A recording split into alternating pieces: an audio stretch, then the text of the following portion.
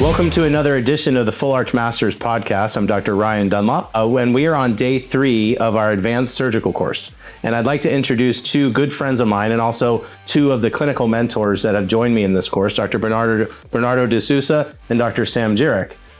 Just introduce yourself and say hello. Hello. My name is Bernardo Nunes de Sousa. I'm a Portuguese dentist. I come from Portugal. And it's a pleasure to be here, man. It's the third edition in a row. So it's also a pleasure to be here with Sam, that did the first custom implants, the old school ones. So it was quite interesting to talk with you about them. Great. Well, Sam, welcome. Tell us who you are and where you're from. I'm Sam Jirek. I'm from Central Arkansas region. And as Bernardo said, placed subs for probably 30 years. And it's such a pleasure and honor to be able to place his new Bone Easy subperiosteal and to have somebody to pass the torch on here. I think I know he is. He's just as passionate about subs as I am. And it's just been my privilege to be part of this. This is my first time as mentor and second time in Ryan's advanced course. Great. So the theme of this podcast, I want to talk about what you just said, the transition of old to new. So Sam, you've been doing subperiosteal implants for 30 plus years, safe to say. So tell everybody, what is a subperiosteal implant and where did it come from? So subperiosteal implants have been around since literally the 30s and 40s. Like everything in dentistry, they've gone through an evolution. The first implants were made off of impressions of the jaw, and the dentist would scrape the models and just guess where he thought the bone. And those were tabletop. Of course, those were terrible failures. And then we went to direct bone impressions. And I had done bone impression technique. The first one was a custom tray with polysulfide. And when I was in my MISH program, we actually did subs with MISH. We used condensation silicone, and we call it the hot dog technique. We'd mix this up, and we expose the lateral ramus and stuff, one there, one in the middle, with a stock tray in it, and pull that out. And that was quite fun to get out sometimes. It's very enlarged and create some issues. And then about 2004, actually a little bit before that, I was doing probably early 2000 CT subs, and we would take the patients to a hospital or a CT center, do a helical scan, and we would send the data to a custom lab that would do a stereolithic model. Yeah. That would go to the lab, and then from there we would process the implant. And I lectured in Hawaii in 2004 at the World Congress of Odontology meeting on a 3-stage sub. And, what we would do is we would come in, get the records, get the CT, and we'd place it on the second or third visit. Okay, so subperiosteal implantology has been around for a very long time. Very long time. Who are these patients that end up with subperiosteal implants? So, it's your Division D mandibles, Division C, height and angulation. Height is not the one you want. You don't want a narrow ridge. You want the sub on basal bone, cortical bone, and you don't want it on any other bone. And that's one of the big mistakes that was done early, that they were placing these on a better bone, and we resorb, and then the sub would get exposed, and that caused failures. The sub, you want to think of it as a snowshoe effect. So when we would get ours, we would place the snowshoe back in the lateral borders of the ramus, and we'd come down to the lower anterior symphysis. And, one of the things that I see with the newer printed versions, not so much the Bone Easy, but, it's solid metal. I've seen a few designs like that. And with the chrome cobalt molybdenum or Vitalium old subs, it would be as a network of different fins that would spread out, spread the load, and allow the periosteum to reattach to the bone. So you're talking a lot about mandibular subs. I think those are the more accepted and more better prognosis cases. Right. Why did maxillary subs get such a bad reputation, and what was the flaw? Well, they failed. That was a bad reputation. And when I gave my lectures on mandibular subs, I'd make a joke about maxillary subs. You put them in, and then you take them out.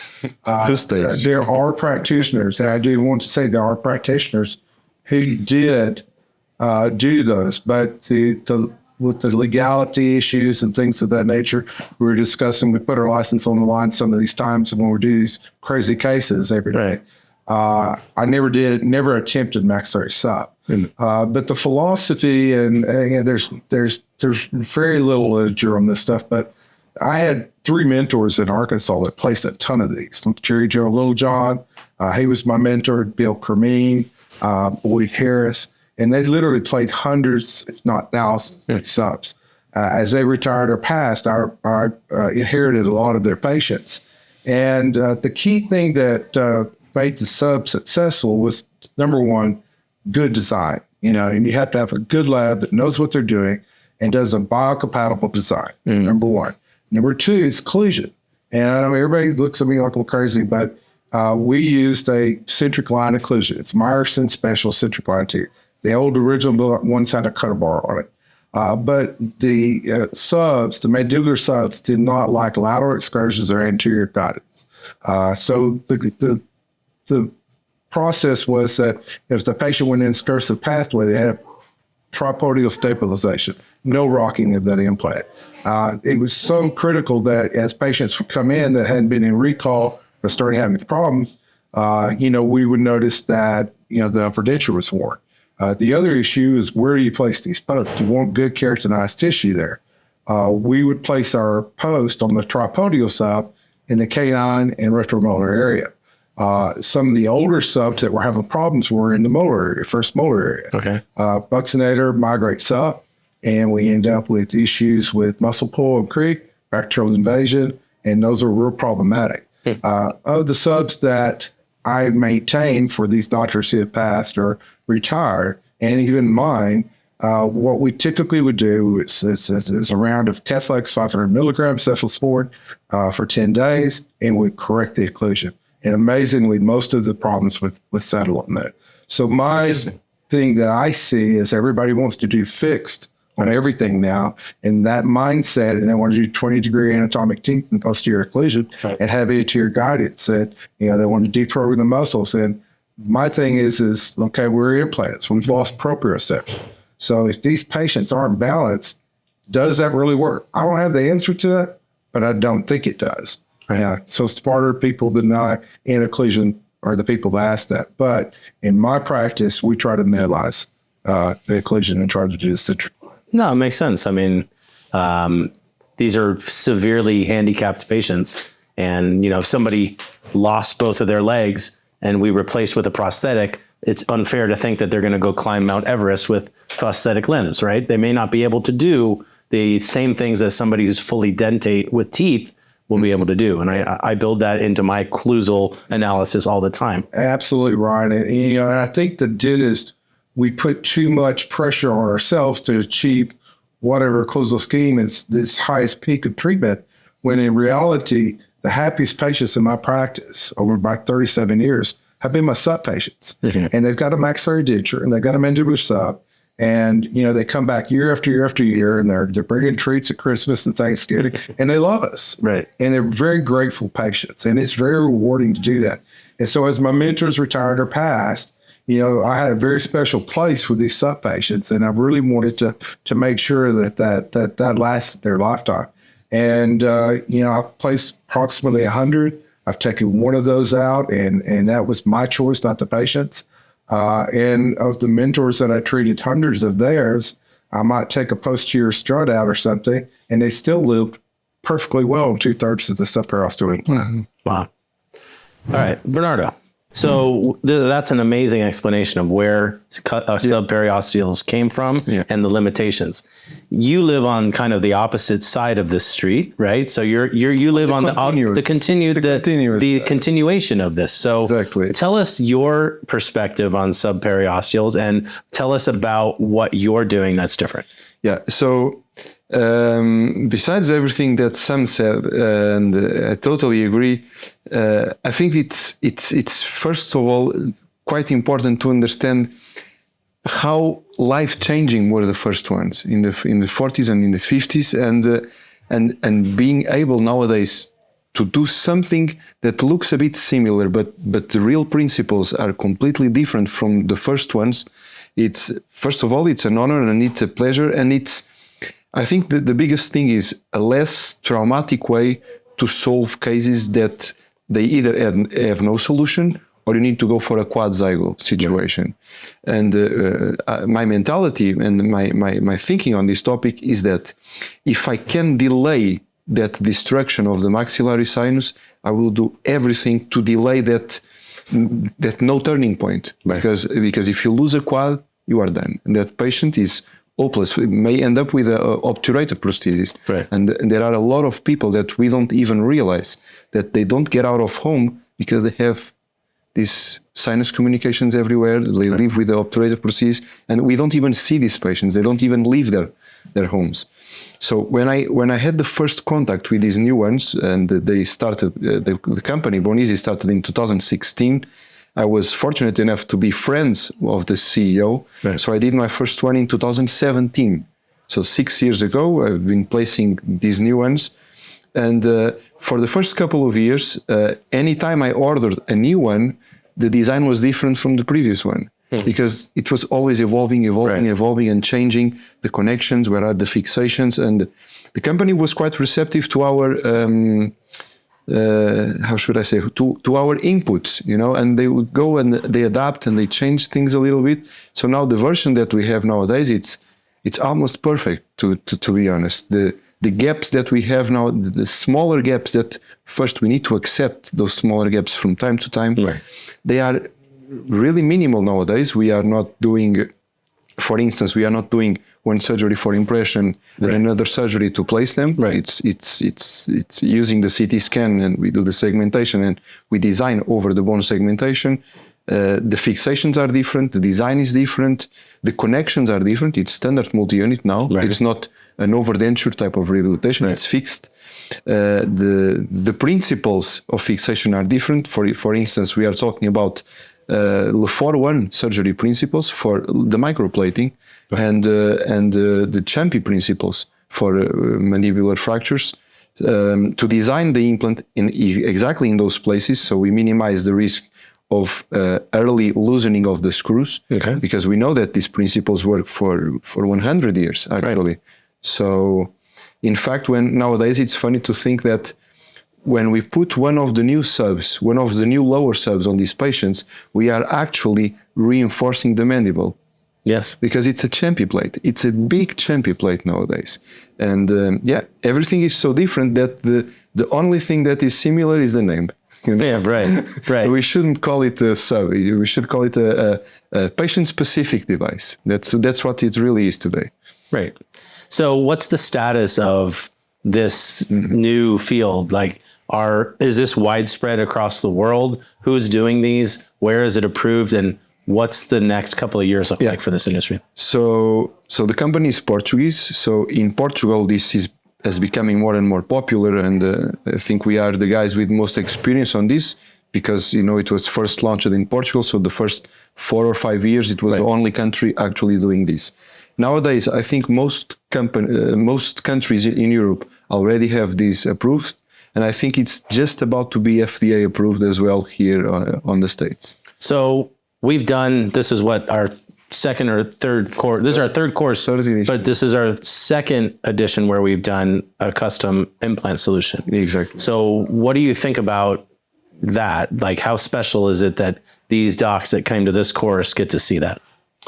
Well, I think that they got to see something that was almost impossible to see it anywhere else, unless they travel all the way over the Atlantic. But I think that most of the people, you know, and I feel this in our practice as well, most of the people that are the most interested in this are people from the zygomatic implant background. Right. It's not the newbie. It's not the amateur doctor that is now starting with full arch cases. Right. It's the ones that have done a lot of zygos. The ones that have had failures. That have failures, and that they don't have a solution to solve those failures anymore, because everything is destroyed. Right. So in my experience, most doctors approaching me to learn this is guys from this background. Yeah. Well, let's talk about you, because you got to work on this case and this was this was your first time working on a case like this. Walk us through what that experience was like. Well, first of all, it's such a privilege to be able to do it with both of you and to work with Bernardo one-on-one. I was very happy to do that, and it was wonderful. And to see the technology evolve and the concepts change from resting on the bone to actually placing screws into the bone and having a titanium implant that has the ability to integrate and the screws integrate in. So the stabilization issues that we had with the old chrome cobalt subs of the past, the Maxilla, I think we've eliminated that issue. I really do. And when we placed 22 millimeter screws in zygoma, and it was amazing. 2 in each zygoma. Right. That's 80. That's 88 millimeters of zygomatic integration. So it was so tight that I had to call in my pinch hitter Aldo to get the final screws in. I mean, literally, I couldn't do it. Yeah. So it's amazing. So I definitely think this is the future, and I'm all behind it. I think it's great. It's awesome.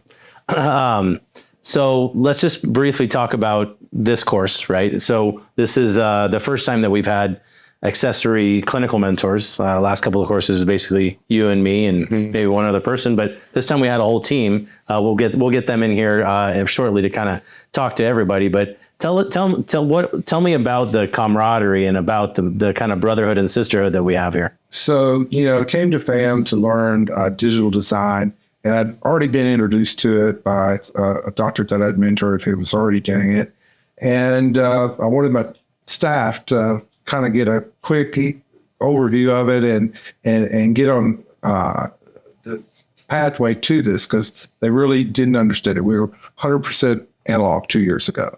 And we did a lot of full mouth rehab. We did a lot of all-on-4. And we came in, I brought the entire team, the assistants, the front office manager, the treatment coordinator. And I'll be honest, I was a little, okay, whatever. And by the end of the course, I'm like, okay, this is real, But what I didn't expect was when you had your WhatsApp or your Messenger thread for doctors, staff, technicians, how important that would be. And so it wasn't a one and done deal. Like all the C courses I've always taken, you go to the course, you forget something, and there's nobody to talk to. Well, we're all discussing the same problems, the same solutions, and you've got all surgeons, you've got periodontists, you've got general dentists that are doing all this stuff, and everybody shares. And and I've been in some major dental organizations for decades, and I've never seen anything like this. And my hat's off to you, what you created here. So I'm a fan, and I really enjoyed this, and I made multiple new young doctor friends, and some of us older guys that come together and met so many people across the country. And they'll call or I'll call them, and it's been a wonderful environment that you've created here to cultivate not just learning while you're here, but beyond FAM courses. Cool. Well, Bernardo, I have tremendous respect for you, and I have tremendous respect for your organization that you have cultivated internationally. And so tell us a little bit about Full Arch Club and what you guys do, and what do you think is so special about our two organizations working together? Yeah, so it's like it's like something similar, one in the other side of the Atlantic and yours here on this side of the Atlantic. So we both believe on graftless immediate loading techniques, which is what we teach there, and it's what you teach here. So that's why I believe when we look at the case, usually the treatment planning is quite similar, if not the same. Right. So yeah, it's a brother from another mother. Absolutely. Well, I always thought maybe I was a little Portuguese. I don't know. Well, thank you both, honestly, from the bottom of my heart. This was a great course. I heard nothing but 10-star reviews. The patients love it. The docs love it. The team members that came love it as well. I think I don't think there's too many courses in the world like this. Maybe you can count them on one hand. Yeah. So I genuinely appreciate both of you guys taking time out of your lives to come and teach and be part of this this movement. It's really a movement. Yes. So thank you for tuning in to this edition of the Full Arch Masters podcast. Today we had a great discussion with Bernardo De Sousa and Sam Jarek about custom subperiosteal or custom implant solutions. Patient specific. It truly is the future of terminal dentition, terminal cases where there's no other option for patients. So I'm extremely excited to help usher in this new generation of custom implantology. So tune into our YouTube page and follow us online, fullarchmasters.com, if you're interested in enrolling in any courses, or find us on Facebook or Instagram under Full Arch Masters. Thank you. I'm bulletproof, nothing to lose. Far away, And we need them. far away. Ricochet, you take your aim. Far away, far away. You shoot me down, but I won't fall. I am titanium.